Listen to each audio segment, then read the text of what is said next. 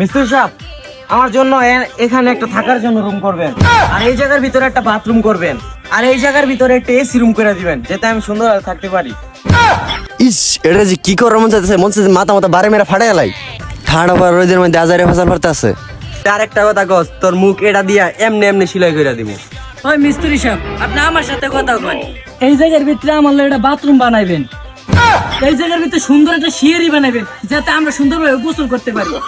আর এই জায়গার ভিতরে সুন্দর করে একটা এসি রুম বানাই দেবা, একবার বড় জাহাজের ভিতরে যে সিস্টেম, ওই সিস্টেম মতো আমার একটা বানাই দেবা। তুই খালি খারো। আর একটা কথা কস, তোকে আড্ডি দিয়া এই জাহাজ আর নৌকা বানাই দিমু।